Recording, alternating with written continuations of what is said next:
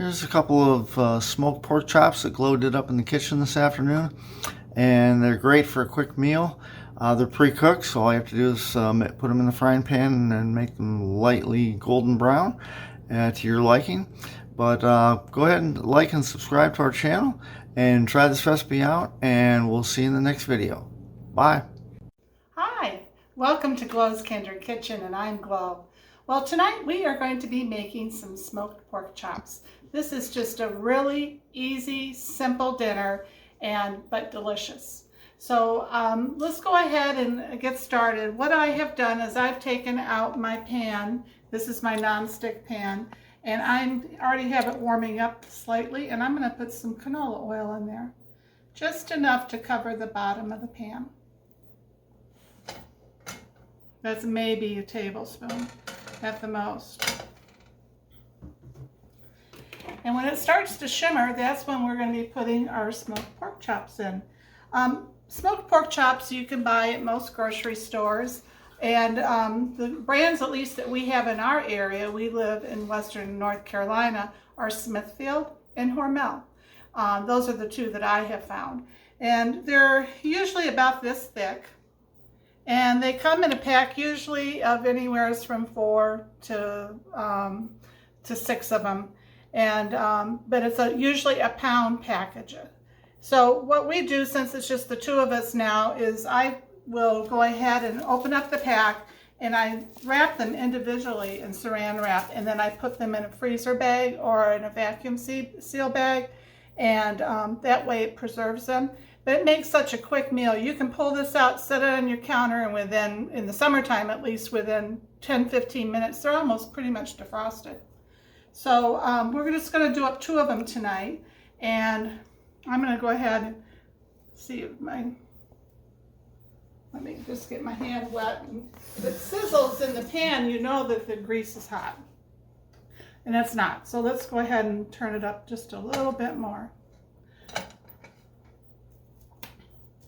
And what I'm going to be making with this is a sauce to go on top. You can do a barbecue sauce, your favorite one that I'm sure you all have your favorite barbecue sauce, or you can do a mustard sauce. And tonight we're going to be doing a mustard sauce, and the mustard sauce that I make is with brown sugar and just regular mustard and a little bit of apple cider vinegar.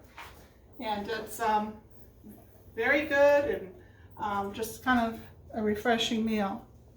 Now it's starting to sizzle. So I'm going to go ahead and put this first one in. Can you hear that? Yes, we can. So my pan isn't super big, so we're just going to do one at a time. But it doesn't take long. These are pre-cooked, so all you're basically wanting to do is to brown it lightly on one side. You're going to flip it and brown it on the other. And then we'll put the mustard sauce on top at the end, just to, simmer there a little bit with it. And I'll tell you, it is a delicious meal, and you'll have it put together within about 15 minutes. So I'll be back in just a little bit, and I'll show you what it looks like when I flip it. Hi. Well, I think they're ready to, it's ready to flip. And you always want to turn it so it's away from you. Oh, look how pretty that is. Very so pretty.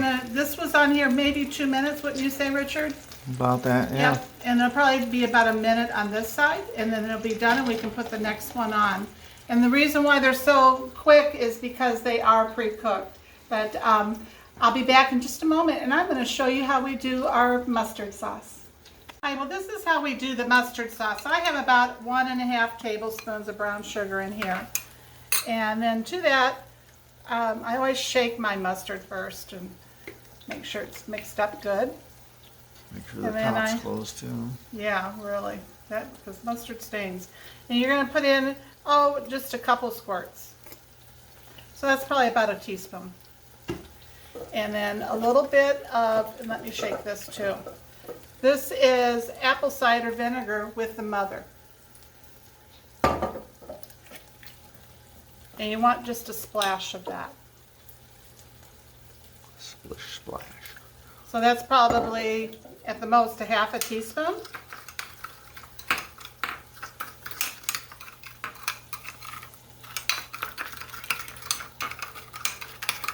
See how that comes together? Very nice, Miss Clove. And then I'm going to just do a very tiny bit of clove. Clove is very strong, so you don't want much. And if you can see on my spoon there, it was just a very little bit, just a tiny dash. Yep. Clove goes very well with pork and with mustard and vinegar, so it'll just give it a little bit different flavor and really enhance it. So that's all there is to that. Super simple. So I'm going to go ahead and put this over to the side. And now we're going to check that pork chop and see how it's coming along.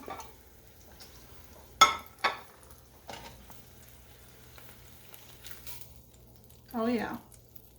See that side, Joe? Looking good. Yeah. So I'm going to go ahead and take this one off. And when you're using metal with a nonstick pan, make sure that you are not touching the metal to the pan because it will scratch it. So let's go ahead and put the other one in, and it'll splatter a little. I have this on low right now because it was splattering a little. I'm going to turn it up just a little, and we'll continue. And at the end, I'm going to be putting both of them back in the pan with the sauce, and we'll let it simmer for a bit. Hi, well, welcome back. I went ahead and I flipped this last one, and it's almost done. And so I went ahead and put this one back in, and what I did there is there's some drippings here in the bottom of the pan. So I flipped it so that some of the drippings would be on top. So I'm going to go ahead and put this over here, get it out of our way. It does have some grease on it, but I had that on there for a reason so that it wouldn't splatter everywhere. And I'm going to go ahead and put the sauce on now.